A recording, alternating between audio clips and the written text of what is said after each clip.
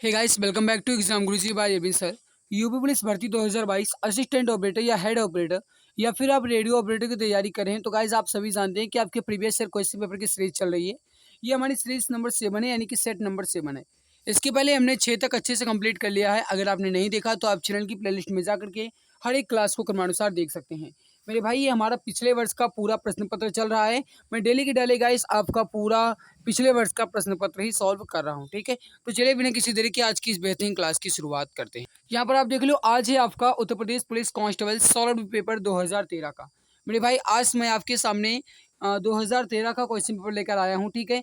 इसके पहले हम 2019 और 2018 के क्वेश्चन पेपर को सॉल्व कर चुके हैं। 2019 की फर्स्ट एंड सेकंड शिफ्ट का, 2018 के द्वितीय पाली का और फर्स्ट पाली का। इसके अलावा 2013 का सॉल्व पेपर इस वीडियो में हम सॉल्व करने वाले हैं। मेरे भाई, ये बेहतरीन क्लासेस होती हैं आपकी, और जो कि 7:30 बजे शुरू होती है। इस क्लास की पीडीएफ आपको हमारे टेलीग्राम पर मिलेगी। टेलीग्राम चैनल है exam Guruji by Arvind sir के नाम से। टेलीग्राम पर जाकर के इसकी पीडीएफ को आप आसानी से पा सकते हैं। इसके अलावा मेरे प्यारे भाई, मैं आप सभी को यहाँ पर बता दूं कि अगर आपको कहीं भी कुछ भी समस्या है या फिर आप मुझे डायरेक्ट डीएम करना चाहते हैं तो आप मुझे इंस्टाग्राम पर भी डीएम कर सकते हैं। इंस्टाग्राम आईडी है अरविंद जायसवाल 000। अरविंद जायसवाल 000 है गाइस। आप यहाँ से जाकर के मुझे डायरेक्ट इंस्टाग्राम पर डीएम भी कर सकते हैं। तो चलिए अब हम बढ़ते हैं क्वेश्चंस की तरफ। आपके सामने पहला क्वेश्चन रखते हैं। पहला क्वेश्चन आपके सामने है कि निम्नलिखित में से किस नदी का उद्गम भारत के बाहर है। सभी मित्र बताएंगे इसका करेक्ट आंसर क्या हो जाएगा। फटाफट आंसर दीजिए। निम्नलिखित में से किस नदी का उद्गम भारत के बाहर है। सामान्य ज्ञान एवं सामयिक विषय में फर्स्ट क्वेश्चन आपका सामने है गाइस कि निम्नलिखित में से किस नदी का उद्गम भारत के बाहर है। सही आंसर हो जाएगा, वो हो जाएगा आपका ब्रह्मपुत्र। ब्रह्मपुत्र नदी जो है मेरे भाई, ये भारत के बाहर तिब्बत के मानसरोवर झील से निकलती है, ठीक है। यहाँ पर आप इसका एक्सप्लेनेशन देख लो, बहुत ही इंपॉर्टेंट यहाँ पर लिखे गए हैं। मैं पूरा एक्सप्लेनेशन आपको बताते हुए चलूंगा, क्लास चाहे जितनी लंबी होगी, ठीक है। ब्रह्मपुत्र नदी जो है भारत के बाहर तिब्बत के कैलाश पर्वत में मानसरोवर झील के चेमा युंगडुंग ग्लेशियर से निकलती है। सबसे ज्यादा गाइस अहम आपके लिए ये है, ये कहाँ के, तो ये गाइस तिब्बत के, कहाँ से, मानसरोवर झील से। ये इतना आप याद रखना, ठीक है। ये चेमा युंगडुंग पुंगडुंग ये सब नहीं याद रखना, ठीक है। यह जो है ये तिब्बत, भारत तथा बांग्लादेश से होकर बहती है। तिब्बत में इस नदी का नाम क्या है, सांगपो है। दैट मीन्स ये हुआ मेरे भाई कि ब्रह्मपुत्र नदी को तिब्बत में सांगपो के नाम से जाना जाता है, और भारत के अरुणाचल प्रदेश में ब्रह्मपुत्र नदी को हिदांग के नाम से जानते हैं। तो वहीं असम में ब्रह्मपुत्र और बांग्लादेश में जमुना के नाम से जाना जाता है, ठीक है। तो यहाँ पर ये पूरा आपको याद रखना है मेरे भाई, इंपॉर्टेंट आपका ये बहुत है। अगला है कि इग्लू क्या है। इसका आंसर आप सभी को बताना है। करेक्ट आंसर क्या हो जाएगा, फटाफट आंसर दीजिए। इग्लू क्या है, सभी मित्र बताएंगे इसका परफेक्ट आंसर क्या हो जाएगा। फटाफट आंसर दीजिए, गलती कोई भी नहीं करेगा। देखो गाइस, इग्लू जो है, ये जो है मेरे भाई, ये एक गुंबद के आकार का बना होता है, ठीक है। इग्लू जो है मेरे भाई, ये गुंबद के आकार का बना होता है, जो कि बर्फ का बना होता है, ठीक है। तो वही लिखा गया कि गुंबद के आकार का एक घर या झोपड़ी जो बर्फ कठोर बर्फ की सिल्ली में बनाया जाता है, जिसमें एक्सिमो रहते हैं मेरे भाई। ये कठोर बर्फ की सिल्ली को काट करके बनाया जाता है, क्योंकि गाइस जब बर्फ के अंदर जो इस मतलब इसका गाइस कहा जाए वातावरण, या फिर कहा जाए मेरे भाई कि इसका जो गाइस वातानुकूलित है, ये गर्म का मौसम होता है, ठीक है। भले ही बर्फ बाहर से ठंडी होती है, लेकिन अंदर से गर्म होता है, याद रखना, ठीक है। तो यहाँ पर सही आंसर क्या हो जाएगा, आपका ऑप्शन नंबर सी बिल्कुल परफेक्ट आंसर हो जाएगा। अगला है कि प्रच्छन्न या फिर छिपी बेरोजगारी का परिणाम क्या है। इसका आंसर आप सभी को बताना है। करेक्ट आंसर क्या हो जाएगा, इंपॉर्टेंट बहुत है मेरे भाई, फटाफट आंसर दीजिए। परफेक्ट आंसर क्या हो जाएगा, प्रच्छन्न या छिपी बेरोजगारी का परिणाम क्या होता है। सही आंसर हो जाएगा, वो हो जाएगा अनुत्पादक कर्मचारियों की संख्या में वृद्धि। सो गाइस, यहाँ पर आपका सही आंसर हो जाएगा ऑप्शन नंबर डी। जो भी प्यारे भाई बहन प्यारे मित्र ऑप्शन डी बता रहे हैं, बिल्कुल करेक्ट, बिल्कुल परफेक्ट आंसर आपका हो जाएगा। अगला आपके सामने की चंबल नदी जो है, यह किन राज्यों से होकर बहती है। इसका आंसर आप सभी को बताना है। करेक्ट आंसर क्या हो जाएगा, फटाफट आंसर दीजिए सभी प्यारे भाई बहन। राइट आंसर क्या हो जाएगा, और जिसने क्लास को लाइक नहीं किया है वह लाइक ज़रूर कर देंगे। अगर मैं आपके लिए मेहनत करता हूँ, पूरी चीज़ान शिद्दत के साथ लगा हुआ हूँ, तो आप सभी की जिम्मेदारी, आप सभी प्यारे भाई बहन का ये फर्ज बनता है कि कम से कम आप क्लास को तो लाइक कर ही दिया करो। तो मेरे प्यारे भाई, अगर आप चैनल पर पहली बार आए हैं तो चैनल को सब्सक्राइब जरूर कर लीजिएगा। इसके अलावा क्लास को दिल की गहराई से लाइक जरूर कर देना, ठीक है। आपके एक लाइक से मुझे बड़े मोटिवेशन का कार्य होता है, मतलब बहुत ही अच्छा मोटिवेशन मेरे को मिलता है। चंबल नदी जो गाइस है उत्तर प्रदेश, मध्य प्रदेश और राजस्थान से होकर बहती है। सही आंसर हो जाएगा आपका ऑप्शन नंबर सी। जो भी प्यारे भाई बहन प्यारे मित्र ऑप्शन सी बता रहे हैं, बिल्कुल करेक्ट हो जाएगा। यहाँ पर आप देख लो गाइस, जो चंबल नदी है यह मध्य प्रदेश के मालवा पठार से निकलती है, ठीक है। अगला क्वेश्चन है कि वह इतालवी यात्री जिसने विजयनगर साम्राज्य का अत्यंत प्रशंसात्मक विस्तृत वर्णन किया है वह कौन सा है। इसका आंसर आप सभी को बताना है, फटाफट राइट आंसर क्या हो जाएगा। वह इतालवी यात्री जिसने विजयनगर साम्राज्य का अत्यंत प्रशंसात्मक विस्तृत वर्णन किया है वह कौन सा हो जाएगा। फटाफट आंसर दीजिए, परफेक्ट आंसर क्या हो जाएगा। जो भी प्यारे भाई बहन प्यारे मित्र बता रहे हैं निकोलो कोंटी, बिल्कुल करेक्ट हो जाएगा। आपका ऑप्शन नंबर बी जो है मेरे प्यारे भाई, ये बिल्कुल सही आंसर हो जाएगा। जो भी प्यारे भाई बहन ऑप्शन बी बता रहे हैं बिल्कुल सही हो जाएगा। अगला आपके सामने है कि स्वतंत्रता के बाद रियासतों के एकीकरण में सबसे महत्वपूर्ण भूमिका किसके द्वारा निभाई गई। इसका आंसर आप सभी को बताना है कि स्वतंत्रता के बाद रियासतों के एकीकरण में सबसे महत्वपूर्ण भूमिका जो है यह किसके द्वारा निभाई गई, यह क्वेश्चन आपसे पूछा गया है। फटाफट आंसर दीजिए, परफेक्ट आंसर क्या हो जाएगा। सभी मित्र बताएंगे इसका राइट आंसर क्या हो जाएगा। याद रखना मेरे भाई, इसका सही आंसर हो जाएगा वो हो जाएगा सरदार वल्लभ भाई पटेल, जिन्हें हम आयरन मैन के नाम से भी जानते हैं या फिर लौह पुरुष के नाम से भी जानते हैं। तो सरदार वल्लभ भाई पटेल जो गाइस हैं जो स्वतंत्रता के बाद रियासतों के एकीकरण में सबसे महत्वपूर्ण भूमिका निभाने वाले थे। सो गाइस यहाँ पर सही आंसर क्या हो जाएगा, आपका ऑप्शन नंबर ए जो है बिल्कुल करेक्ट हो जाएगा, बिल्कुल परफेक्ट आंसर हो जाएगा। यहाँ पर आप देख लो गाइस की जो आपसे बताया गया था ना गाइस की जो जूनागढ़ है ये पहले के मतलब पाकिस्तान के क्षेत्र में जा रहा था, लेकिन जब उसकी मजबूरी पड़ी है, दबाव पड़ा, तो वो भारत में ही शामिल हो गया। ये गाइस क्वेश्चन भी आपका आया था कुछ दिन पहले, तो आपने देखा होगा, ठीक है। चलो भैया अगला क्वेश्चन है कि चरकुला नृत्य जो है यह किस राज्य से संबंधित है। इसका आंसर आप सभी को बताना है, करेक्ट आंसर क्या हो जाएगा। फटाफट आंसर दीजिए, परफेक्ट आंसर क्या हो जाएगा। चरकुला नृत्य संबंधित है किससे। मेरे भाई क्वेश्चन आपसे पूछा गया है, सही आंसर हो जाएगा वो हो जाएगा उत्तर प्रदेश से। देख लो यहाँ पर गाइस जो चरकुला नृत्य है यह उत्तर प्रदेश से संबंधित है। और यह नृत्य जो है गाइस यह व्रज क्षेत्र में किया जाता है, ठीक है। व्रज के क्षेत्र में, उत्तर प्रदेश के व्रज के क्षेत्र में चरकुला नृत्य किया जाता है। और यह जो है चरकुला नृत्य है मेरे भाई, जो चरकुला नृत्य है यह होली के 3 दिन बाद किया जाता है। और ऐसा माना जाता है कि इसी दिन राधा का जन्म हुआ था। इसे चरकुला नृत्य के इसी के उपलक्ष्य में गाइस चरकुला नृत्य भी किया जाता है, ठीक है। चलो भैया अगला क्वेश्चन आपके सामने, हर्षवर्धन की राजधानी कहाँ थी। इसका आंसर आप सभी को बताना है, करेक्ट आंसर क्या हो जाएगा। फटाफट आंसर दीजिए, परफेक्ट आंसर क्या हो जाएगा। जल्दी जल्दी आंसर देंगे सभी प्यारे भाई बहन, परफेक्ट आंसर क्या हो जाएगा। हर्षवर्धन की राजधानी कहाँ थी, सही आंसर हो जाएगा वो हो जाएगा कन्नौज। जो भी प्यारे भाई बहन प्यारे मित्र यहाँ पर बता रहे हैं कि कन्नौज थी, बिल्कुल करेक्ट हो जाएगा। आपका ऑप्शन नंबर सी जो है बिल्कुल परफेक्ट आंसर हो जाएगा। अगला है कि बुद्ध ने अपना पहला उपदेश कहाँ दिया था। इसका आंसर आप सभी को बताना है। और जिसने क्लास को लाइक नहीं किया है वो लाइक ज़रूर कर देंगे गाइस। अगर मैं आपके लिए मेहनत करता हूँ, पूरी जान के साथ लगा हुआ हूँ, तो आप सभी मित्र की जिम्मेदारी है, आप सभी प्यारे भाई बहन का ये फर्ज बनता है कि कम से कम आप क्लास को तो लाइक कर ही दिया करो। तो बुद्ध ने अपना पहला उपदेश कहाँ दिया मेरे भाई, सही आंसर हो जाएगा वो हो जाएगा सारनाथ में। करेक्ट आंसर क्या हो जाएगा यहाँ पर, सारनाथ। तो जो भी मित्र यहाँ पर बता रहे हैं करेक्ट आंसर सारनाथ, बिल्कुल सही हो जाएगा, बिल्कुल परफेक्ट आंसर आपका हो जाएगा। याद रखना मेरे भाई, जो बुद्ध का प्रथम उपदेश है, जो बुद्ध का प्रथम उपदेश है, इस घटना को गाइस धर्म चक्र परिवर्तन भी कहा जाता है, ठीक है। और महात्मा बुद्ध की 35 वर्ष की अवस्था में बोध गया में पीपल के वृक्ष के नीचे ज्ञान की प्राप्ति हुई थी। कहाँ पर, तो याद रखना मेरे भाई, बोध गया। मैंने इसकी ट्रिक भी आप सभी को बता रखी है कि गौतम जन्मेलुम्ब ने बोध गया में ज्ञान, सारनाथ में सीख दी और कुशीनगढ़ में जान। मैंने आप सभी को इसकी ट्रिक भी बता रखी है, अगर आपने अच्छे से सुना होगा तो आपको अभी भी लगभग याद होगा। कंप्यूटर की स्मृति का मापन किस में किया जाता है या फिर किया जाता है किससे, यह क्वेश्चन आपसे पूछा गया है। वैसे आपके सारे के सारे क्वेश्चन 2013 यूपी पुलिस कांस्टेबल 2013 के प्रीवियस ईयर क्वेश्चन पेपर हैं, ठीक है। मैंने आप सभी को पहले ही दिखा दिया कि क्वेश्चन आपका कौन सा है, और हर एक क्वेश्चन आपके इंपॉर्टेंट है गाइस। आप यहाँ पर देख सकते हो कि किस प्रकार से आपके क्वेश्चन पूछे जाते हैं। तो फटाफट आंसर दीजिए। कंप्यूटर की स्मृति का मापन किया जाता है, सही आंसर हो जाएगा वो हो जाएगा बिट्स के द्वारा। जो गाइस यहाँ पर बता रहे हैं ऑप्शन नंबर सी बिल्कुल करेक्ट हो जाएगा, बिल्कुल परफेक्ट आंसर हो जाएगा। अंतरिक्ष में भेजा गया भारत का प्रथम उपग्रह इसमें कौन सा था, यह क्वेश्चन आपसे पूछा गया। फटाफट आंसर दीजिए, इसका परफेक्ट आंसर क्या हो जाएगा। देखो भैया इस समय लगन चल रही है, लगन चल रही है नहीं चल रही है, चल रही है ना। और इसमें गाइस अब बाराती बहुत जाते होंगे, हालांकि गाइस बाराती भी जाना जरूरी है, क्योंकि जब आप बराती नहीं जाओगे तो आपकी बारात कौन जाएगा। हालाँकि गाइस ये बात सही है कि जब आप किसी दूसरे के यहाँ निमंत्रण में नहीं जाओगे तो आपके यहाँ कौन जाएगा, कोई नहीं जाएगा ना। तो मेरे भाई आप बारात भी करते रहिए, मज़े भी लेते रहिए, एन्जॉय भी लेते रहिए, लेकिन उसके साथ पढ़ाई भी करते रहिए।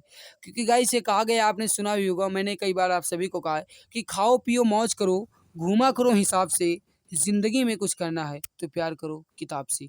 तो बस वही मेरे भाई, अगर ज़िंदगी में आपको कुछ करना है या आपको एक सेट कन्फर्म करनी है, सिलेक्शन लेना है, या फिर गाइस अगर आपको अपने जीवन में कुछ भी हासिल करना है, अपनी मंजिल को पाना है, तो बस गाइस आप सब कुछ छोड़ दो, सांसारिक मोह माया को छोड़कर पूरी जान लगा दो। ढाई 3 महीने अगर आप अपने आप को अलग कर लेते हो संघर्ष के तौर पर, तो दुनिया की ऐसी कोई ताकत नहीं है कि जो आपका सिलेक्शन होने से रोक सके, जो आपको अपनी मंजिल तक पहुँचने से रोक सके। कोई भी गाइस ताकत नहीं है। बस आपके अंदर वो हौसला होना चाहिए, वो जज़्बा होना चाहिए जो गाइस इसके लिए कायम होता है। कहने का मतलब है 3 चीज़ें आपके अंदर होना चाहिए, जज़्बा, हौसला, निरंतरता। इसके अलावा गाइस सबसे ज़्यादा इम्पोर्टेंट है वो है मेहनत। मेहनत की लगन अगर आपके अंदर है तो दुनिया की कोई ताकत नहीं है भैया कि जो आपका सिलेक्शन होने से रोक सके, ठीक है? बस मेहनत करते रहना, पूरी जान के साथ पढ़ाई करते रहना।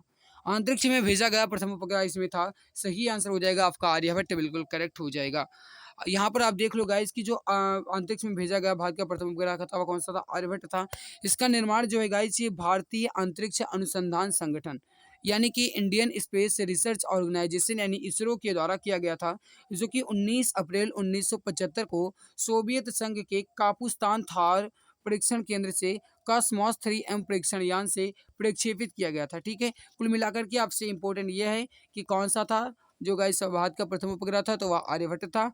यह जो है यह भारतीय अंतरिक्ष अनुसंधान संगठन यानी इसरो के द्वारा यह गाइस जो है निर्माण किया गया था इसका। अगला है आपके सामने कि जीवाश्म किस प्रकार के सेल या रॉक्स में पाई जाती है।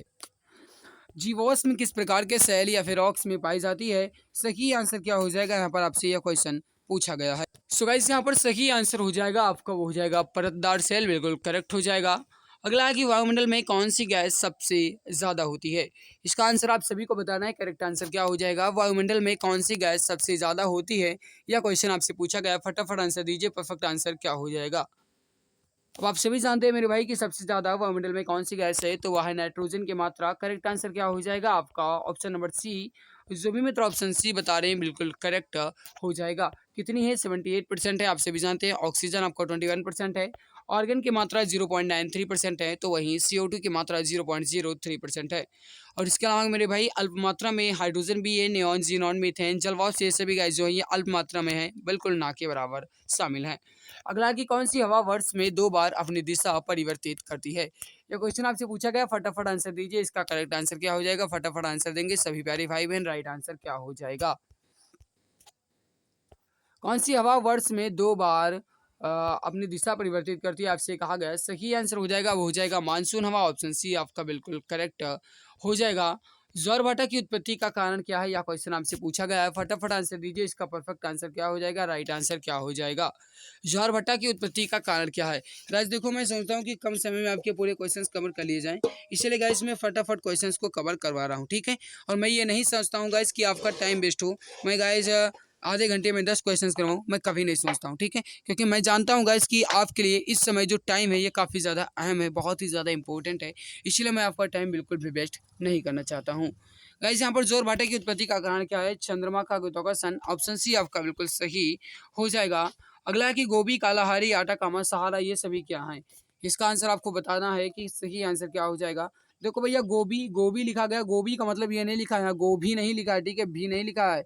गोभी और सब्जी वाला जो पसंद है आपको वो नहीं भैया, ये गोभी लिखा है, ठीक है। गोभी हो गया, कालाहारी हो गया, आटाकामा हो गया, सहारा जो होगा, ये सभी जो है गाइस ये मरुस्थल के नाम है। तो यहाँ पर सही आंसर क्या हो जाएगा मेरे प्यारे भाई, ऑप्शन नंबर बी। जो भी मित्र यहाँ पर ऑप्शन बी बता रहे हैं बिल्कुल करेक्ट, बिल्कुल परफेक्ट आंसर आपका हो जाएगा।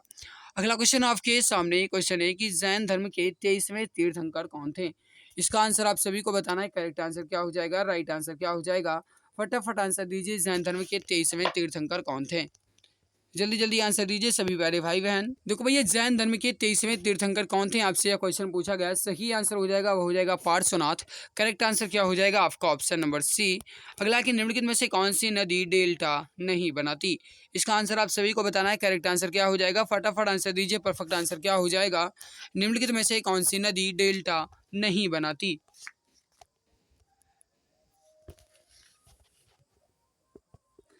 इसका जो सही आंसर हो जाएगा मेरे भाई वह हो जाएगा नर्मदा नदी। ठीक है, नर्मदा नदी जो है मेरे भाई यह जो है ये डेल्टा का निर्माण नहीं करती है। यहाँ पर आप देख लो, मैं आपको दिखा भी देता हूँ। ये गाइस आपका इंपॉर्टेंट जो व्याख्या लिखी गई बहुत ही इंपॉर्टेंट है, पढ़ लो यहाँ पर कि सुंदरवन में गंगा तथा ब्रह्मपुत्र जो है गाइस ये डेल्टा नहीं बनाती सुंदरवन में। ठीक है, महानदी का जो गाइस डेल्टा है या कटक नगर से लगभग 7 मील पहले ही शुरू होता है। यहाँ से कई धाराओं में विभक्त हो जाती हैं तथा बंगाल की खाड़ी में गिर जाती हैं। कावेरी नदी भी डेल्टा बनाकर बंगाल की खाड़ी में गिरती है। तो कहने का मतलब है मेरे भाई, यहाँ पर जो सही आंसर होगा आपका वो हो जाएगा नर्मदा। बिल्कुल परफेक्ट हो जाएगा। एशियाई खेलों में 400 मीटर की दौड़ में स्वर्ण पदक जीतने वाली पहली भारतीय महिला कौन है, यह क्वेश्चन आपसे पूछा गया है। फटाफट आंसर दीजिए। करेक्ट आंसर क्या हो जाएगा। और गाइस, अगर आपने अभी तक क्लास को लाइक नहीं किया है तो लाइक ज़रूर कर देना मेरे भाई, क्योंकि लाइक करने में आपका कुछ नहीं जाएगा। अगर आपके अकाउंट से पैसे खाते जाते या फिर अगर आपके अकाउंट से 1000-2000 हमारे खाते में आ जाते तो मैं खुद नहीं कहता कि आप क्लास को लाइक कर दो। तो गाइस, मैंने भी ये ठाना है कि आप सभी को वर्दी पहनाना है बिल्कुल फ्री में, आपसे कोई भी शुल्क नहीं लूँगा। और गाइस, मैंने आप सभी को पहले ही बता दिया है कि मैं जो कुछ भी आपके लिए मदद कर सकता हूँ हर संभव फ्री में मदद करने की कोशिश करूँगा। प्रैक्टिस सेट्स आपको दिए जा रहे हैं। गाइस, मैं आपको अपने टेलीग्राम चैनल की चिंता ना करके मैं आपको आर.एस. अग्रवाल मैथ पब्लिकेशन की बुक भी दे रहा हूँ। मैं ये नहीं सोचता हूँ कि वहाँ पर कॉपीराइट स्ट्राइक आ जाए, कुछ भी मतलब मैं नहीं सोचता हूँ। मैं सोचता हूँ जब तक मैं आपके लिए मदद कर सकता हूँ हर संभव मदद करूँगा। मैंने RS. Aggarwal math publication book दे दी है, फिर से एक बार देख लेना अगर जिनको नहीं मिल रही है। मैंने हिंदी आदित्य पब्लिकेशन दे दी है, आपने देख लेना गाइस। ठीक है, और भी बुक्स मैंने दी है, टेलीग्राम पर जाकर के सारी बुक्स देख लेना। फिजिक्स के हैंड रिटन नोट्स भी मैंने आपको दे दिए हैं, बेहतरीन अच्छे से समझाए गए हैं चित्र के माध्यम से।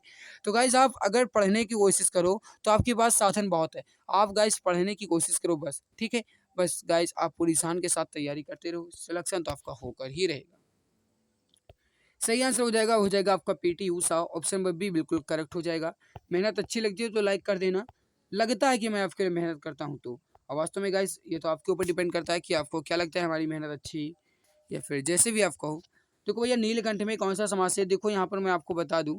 यह क्वेश्चन आप सोच रहे होंगे कि जीके की क्लास में हिंदी के क्वेश्चंस कहाँ से आ गए। देखो, आपका यह क्वेश्चन उसी में शामिल था 2013 के प्रीवियस ईयर क्वेश्चन पेपर में। तो वही क्वेश्चन गाइस मैंने यहाँ पर लिया है, तो थोड़ा एक दो क्वेश्चन आपका आ गया है, इसको लेकर के आप बिल्कुल भी चिंता ना करिए। देखो, यह नीलकंठ में कौन सा समास है, बहुव्रीहि समास हो जाएगा। आपका ऑप्शन नंबर सी बिल्कुल करेक्ट हो जाएगा। उत्तर प्रदेश के कुल आबादी भारत की कुल आबादी का कितना परसेंट है। उत्तर प्रदेश की कुल आबादी भारत की आबादी का कुल कितना परसेंट है। सही आंसर हो जाएगा वो हो जाएगा 16.4। कितनी है, 16.4। ऑप्शन नंबर ए आपका बिल्कुल करेक्ट हो जाएगा। बांग्लादेश के क्रिकेट मैदान पर किस खिलाड़ी की मृत्यु हुई थी, इसका आंसर आप सभी को बताना है। परफेक्ट आंसर क्या हो जाएगा, फटाफट आंसर दीजिए। करेक्ट आंसर क्या हो जाएगा, बांग्लादेश के क्रिकेट मैदान पर किस खिलाड़ी की मृत्यु हुई थी। सो गाइस, भी प्यारे भाई बहन प्यारे मित्र यहाँ पर बता रहे हैं रमन लांबा। बिल्कुल करेक्ट हो जाएगा। आपका ऑप्शन नंबर डी जो है ये बिल्कुल परफेक्ट आंसर हो जाएगा। अगला है कि निम्नलिखित में से कौन ऊर्जा के गैर परंपरागत स्रोत हैं, इसका आंसर आप सभी को बताना है। करेक्ट आंसर क्या हो जाएगा, परफेक्ट आंसर क्या हो जाएगा। गैस, गैर परंपरागत स्रोत का मतलब क्या हुआ कि वह स्रोत जिनको हम बार बार प्रयोग कर सकें और जो कभी भी समाप्त ना हो उन्हें क्या कहा जाता है, ऊर्जा के गैर परंपरागत स्रोत। यहाँ पर आप देख लो मेरे भाई, जो यहाँ पर पवन ऊर्जा हो गया आपका, और जो ज्वार शक्ति है, पवन ऊर्जा और ज्वार शक्ति है जो मेरे भाई, इसको हम दोबारा यूज़ कर सकते हैं, जो कि कभी खत्म होने वाला बिल्कुल भी नहीं है। कोयला आप जलाओगे ये खत्म हो जाएगा, पेट्रोल तो तुरंत ही उड़ जाता है ना। तो यहाँ पर जो सही आंसर हो जाएगा वो हो जाएगा पवन ऊर्जा एंड ज्वार शक्ति, मतलब A and D. So guys, यहाँ पर सही आंसर क्या हो जाएगा, आपका ऑप्शन नंबर बी बिल्कुल करेक्ट हो जाएगा। अगला कि भारत के संविधान सभा के अध्यक्ष कौन थे, भारत के संविधान सभा के अध्यक्ष कौन थे, यह क्वेश्चन आपसे पूछा गया है। फटाफट आंसर दीजिए। इसका परफेक्ट आंसर क्या हो जाएगा, राइट आंसर क्या हो जाएगा। जल्दी जल्दी आंसर देंगे सभी प्यारे भाई बहन। राइट आंसर क्या हो जाएगा, जो भी मित्र बता रहे हैं डॉक्टर राजेंद्र प्रसाद। बिल्कुल करेक्ट हो जाएगा, बिल्कुल परफेक्ट हो जाएगा, डॉक्टर राजेंद्र प्रसाद। अगला क्वेश्चन आपके सामने, क्वेश्चन क्या कह रहा है, थोड़ा समझना। भारत में संपत्ति का अधिकार जो है गाइस, ये अब कौन सा अधिकार रह गया? देखो भैया, जो भारत में संपत्ति का अधिकार है, यह पहला मौलिक अधिकार था। ठीक है, संपत्ति का अधिकार क्या था? पहले एक मौलिक अधिकार था, लेकिन इसे 44वें संविधान संशोधन के तहत हटा करके एक कानूनी अधिकार के तौर पर शामिल कर दिया गया 1978 में। सो गाइस, यहाँ पर सही आंसर क्या हो जाएगा? भारत में संपत्ति का अधिकार जो है, यह अब एक कानूनी अधिकार रह गया है। सो यहाँ पर सही आंसर क्या हो जाएगा आपका? Option number C. जो भी प्यारे भाई बहन प्यारे मित्र ऑप्शन सी बता रहे हैं, बिल्कुल करेक्ट हो जाएगा। जिम कॉर्बेट नेशनल पार्क कहाँ है? इसका आंसर आप सभी को बताना है। करेक्ट आंसर क्या हो जाएगा? ये सारे क्वेश्चन आपके इंपॉर्टेंट हैं। जो भी क्वेश्चन आपको टफ लगे, आप उसका स्क्रीनशॉट तुरंत ले लेना, ये आपके लिए बेस्ट होगा, बिल्कुल परफेक्ट होगा गाइस। स्क्रीनशॉट लेना आपके लिए काफ़ी ज़्यादा अहम होता है। जिम कॉर्बेट नेशनल पार्क कहाँ है? सही आंसर हो जाएगा उत्तराखंड के रामनगर नैनीताल में। उत्तराखंड के रामनगर नैनीताल में है गाइस। सही आंसर क्या हो जाएगा आपका? Option number A. यहाँ पर आप देख लो मेरे प्यारे भाई, जो जिम कॉर्बेट है, इसका अगर कहा जाए गाइस, तो ये बाघ के संरक्षण के लिए है। ठीक है, इसकी स्थापना 1996 में की गई है। कहाँ पर? उत्तराखंड राज्य के नैनीताल में है, जो कि रामनगर शहर में स्थित है। और मेरे भाई ये भी आप याद रखना कि इसके अंदर जो गाइस इनके नाम है, ये इस पार्क का नाम जो है, ये जिम कॉर्बेट पार्क रखा गया है। ठीक है, किसके नाम पर मेरे भाई? तो यह आप यहाँ पर देख लेना कि जिम कॉर्बेट ने इस पार्क की स्थापना में महत्वपूर्ण भूमिका निभाई थी, जिसकी वजह से इस पार्क का नाम जिम कॉर्बेट रखा गया है। अगला क्वेश्चन है कि सुंदरवन अवस्थित है। इसका आंसर आप सभी को बताना है। करेक्ट आंसर क्या हो जाएगा? सुंदरवन जो है यह अवस्थित है। फटाफट आंसर दीजिए। परफेक्ट आंसर क्या हो जाएगा? राइट आंसर क्या हो जाएगा? देखो, सुंदरबन जो है गाइस, ये गंगा और ब्रह्मपुत्र डेल्टा में स्थित है। सही आंसर क्या हो जाएगा आपका? Option number A. जो भी प्यारे भाई बहन प्यारे मित्र ऑप्शन ए बता रहे हैं, बिल्कुल करेक्ट हो जाएगा। ध्वनि मापक इकाई को कहते हैं, इसमें करेक्ट आंसर क्या हो जाएगा? ध्वनि मापक इकाई को क्या कहते हैं? यह क्वेश्चन आपसे पूछा गया है, फटाफट आंसर दीजिए। इसका परफेक्ट आंसर क्या हो जाएगा?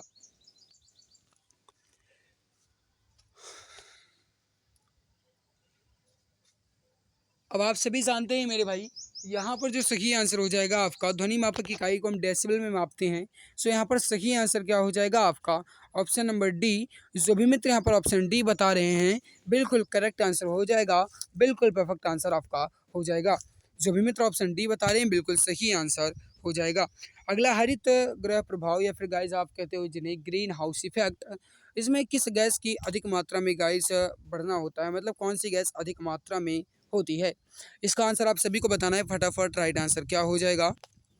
जो गाइस हरित गृह प्रभाव है या हरित गैस प्रभाव जो है मेरे भाई, इसका सही आंसर हो जाएगा, कार्बन डाइऑक्साइड, CO2, बिल्कुल सही आंसर हो जाएगा। ठीक है, ताजमहल बदरंग क्यों हो रहा है? इसका आंसर आप सभी को बताना है। करेक्ट आंसर क्या हो जाएगा? फटाफट आंसर दीजिए। और जिसने क्लास को लाइक नहीं किया है, वह लाइक ज़रूर कर देंगे। जो भी मित्र चैनल पर पहली बार आए हैं, वह चैनल को सब्सक्राइब जरूर कर लेंगे, ताकि आने वाली हर लाइव क्लासेस के नोटिफिकेशन आपको टाइम टू टाइम मिला करें। ताजमहल बदरंग क्यों हो रहा है? सही आंसर हो जाएगा गाइस, वो हो जाएगा अम्लीय वर्षा के कारण।